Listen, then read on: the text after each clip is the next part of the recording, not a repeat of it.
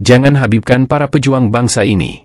Justru Habiblah yang membantu Belanda. Nasionalisme saya ya, rasa kebanggaan saya terhadap Indonesia itu ternodai oleh sikap-sikap beberapa habaib. Tidak semua habaib, saya punya banyak teman habaib juga yang sampai sekarang masih silaturahim. Tapi ada beberapa habaib yang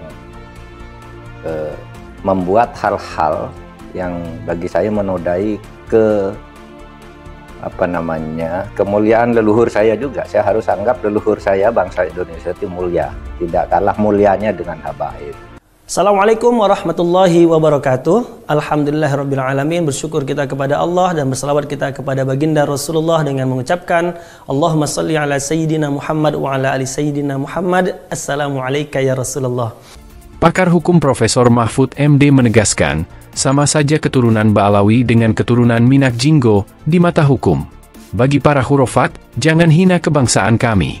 Bagi saya sendiri, berdasar histori masuknya habaib yang baik yang masuk baru abad ke 19 maupun yang masuk sebelumnya.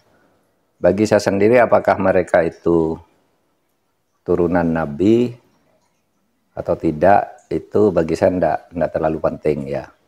Ba'alawi kalau bagi saya bukan gitu ya, bukan turunan Nabi karena dari filologi jelas ya. Kemudian dari historik jelas. Kemudian juga DNA yang terakhir itu. Kan keluarga kami, lihat bagaimana Al-Habib Salim bin Ahmad bin Jindan, saya punya kakek, keluar masuk penjara. Kenapa bisa keluar masuk penjara? Membakar semangat perjuangan masyarakat Indonesia untuk merebut kemerdekaan, saudara. Al-Habib Ali bin Abdurrahman Al-Habsyi Kuitang, beliau yang memfatwakan ketika tanggal 17 Agustus Soekarno membacakan teks proklamasi mendeklarasi daripada kemerdekaan Indonesia. Beliau di hari Jumat itu, ba'da Jumat beliau fatwakan, sekarang saya fatwakan setiap tanggal 17 Agustus wajib pasang bendera merah putih di rumah-rumah kalian. Siapa yang nyuruh? Itu fatwa Habib Ali bin Abdurrahman Al-Habsyi Kuitang. Bendera merah putih, siapa yang memberikan instruksi kepada Bung Karno untuk membuat bendera merah putih sebagai bendera Indonesia? Itu adalah fatwa Al-Habib Idrus bin Salim Al-Jufri Palu Al-Khairat. Lambang negara Garuda, siapa yang buat? Al-Habib Asy-Syarif Hamid Al-Gadri dari Pontianak, keluarga baginda Nabi Muhammad.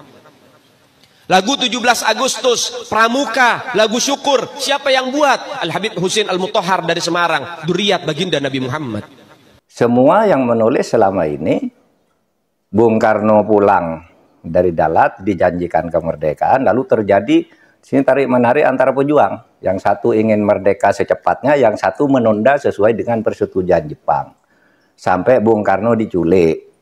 Tanggal 16 itu diculik, nggak ketemu Habib. Saya mengatakan ya, mungkin Bung Karno bicara berdua ya, nggak ada. Sejarah tuh nggak bicara, nggak percaya pada bicara berdua. Itu satu. Itu menodai, merusak rasa kebanggaan saya. Bahwa ini perjuangan bangsa Indonesia sendiri. Bahwa ada Habib membantu, ya bisa saja, kan bukan hanya Habib yang membantu. Anggota BPUPK itu kayaknya ndak ada Habibnya. Kalau Cina ada, Jepang ada, gitu. Arab non Habib juga ndak ada karena Abdurrahman Baswedan tuh kayaknya tidak BPUPKI, bukan masuk para pendiri gitu ya. Nah kok sekarang lalu Habib, lalu para pejuang dihabibkan semua kan, Diponegoro, siapa lagi? Imam Bonjol. Wah itu kebanggaan orang Jawa loh, Diponegoro itu. Lalu dihabibkan. Habib dari mana? Ya Habib dari mana gitu. Nggak ada sejarahnya. Ketika ini muncul kan Rumah Irama dituding-tuding oleh seorang Habib. Rumah Irama, kamu fitnah, tunjukkan siapa yang bilang gitu. Kan kemudian muncul semua nih, ngomong ini ngomong ini ngomong ini. Ada yang macam-macam bahwa satu kaki Habib itu lebih tinggi, lebih mulia dari 70 kepala kiai. Kan gitu, itu kan penghinaan betul. Kalau orang tidak terhina dengan ini, saya kira tidak, rasa kebangsaannya rendah. Karena itu dinyatakan, harusnya ditegur lah. Mahfud MD menegaskan, harusnya para habaib itu ditegur oleh kelompok habaib itu sendiri. Dan itu sebenarnya sudah dilakukan oleh Habib sendiri, saat itu dalam forum muktamar, Habib Taufik sudah diingatkan oleh Dewan Pengurus Syuro Rabithah Alawiyah yang dalam hal ini akan disampaikan oleh Al-Habib Muhsin bin Idrus Al-Hamid. Datangnya Islam di negara ini adalah ijtihad, petunjuk dari orang-orang saleh yang mereka memohon petunjuk dari Allah. Kita masuk ke tempat ini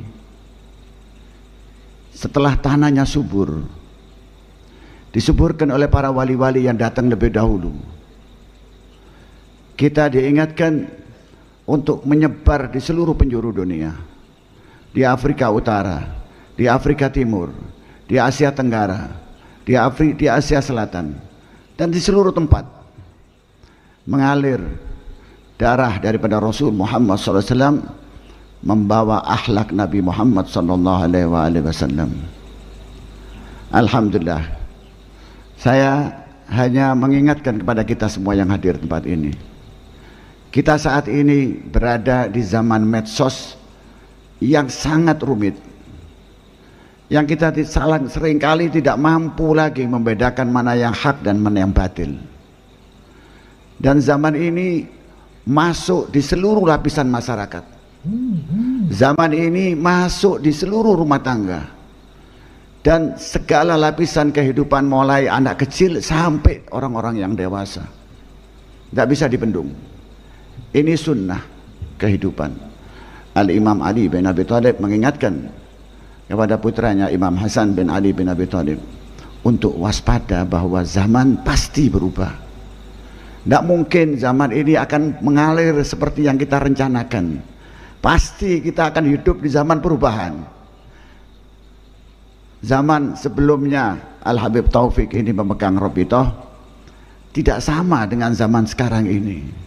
Tantangannya pun beda, ya, tapi ikatannya sama, nilainya sama, tugasnya sama, amanahnya sama. Kita menjaga akhlaknya Rasul Muhammad SAW. Ini yang tidak boleh berubah. Dan di zaman yang sulit ini,